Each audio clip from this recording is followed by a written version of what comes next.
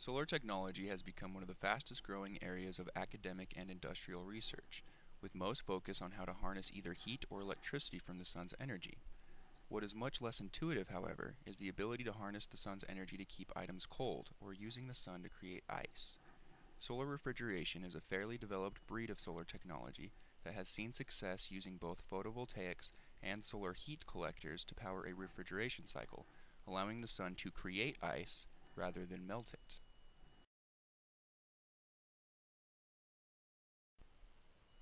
But what is the need for solar refrigeration? Anyone who is removed from a power grid and requires cooling could essentially benefit.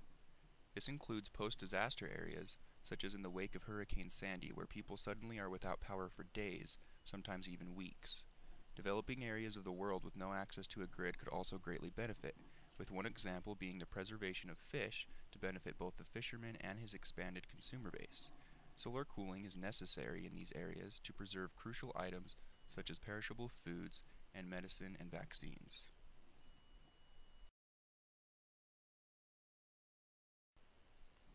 Our design aims to provide ice to a disaster area or community in the cheapest, most efficient way possible using solar energy.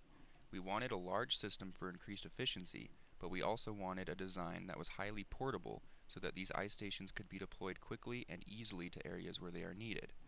Therefore, our design is based out of an intermodal freight container, the common type of container used for almost every form of transportation. Solar collectors would be stored inside the container during shipment, but would be mounted on top of the container as shown for operation. Inside the container is the adsorption heat cycle that drives the refrigeration and ice production. It is based on an already proven system for making ice that uses activated carbon and methanol as the adsorption pair. An attendant would then man the station to adjust the solar collectors to manually track the sun and distribute or store the created ice accordingly. The attendant could also provide basic maintenance.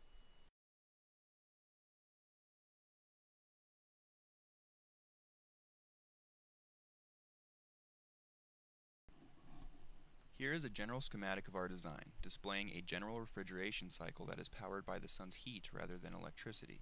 Adsorption generators would alternate between generating and adsorbing, so that while one is generating, another is ready to adsorb, allowing for a continuous cycle.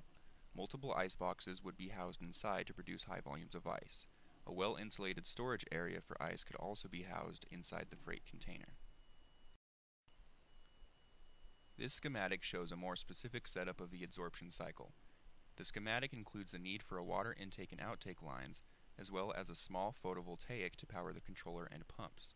The solar cell is not expected to add too significantly to the cost because the electrical power required is not very demanding. We have calculated a production cost per unit of about $8,500 to $9,200.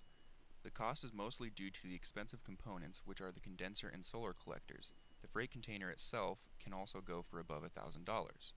We hope to reduce costs by gaining access to a freight container recycling program, since they have been in widespread use for so long.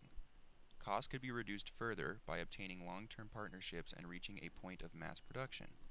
We believe that with these eventual cost-saving strategies, we could reduce the production price per unit to just $5,000. To build a few prototypes and initiate a testing and feedback phase, we have estimated an initial required investment of $50,000.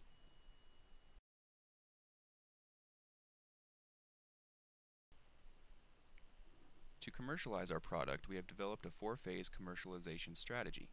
Phase 1 is to contact disaster relief and humanitarian organizations to gain initial interest in the idea, as well as practical feedback.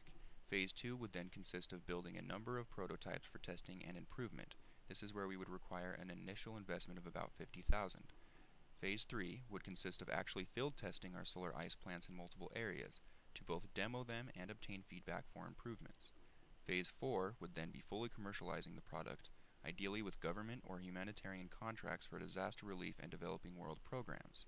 We envision large orders being transported with ease due to the intermodal freight design, allowing for quick and easy delivery to disaster areas or easy mass transportation to other countries. We believe our mobile ice plants would be a smart investment that could produce profit through ice sales or provide for humanitarian need.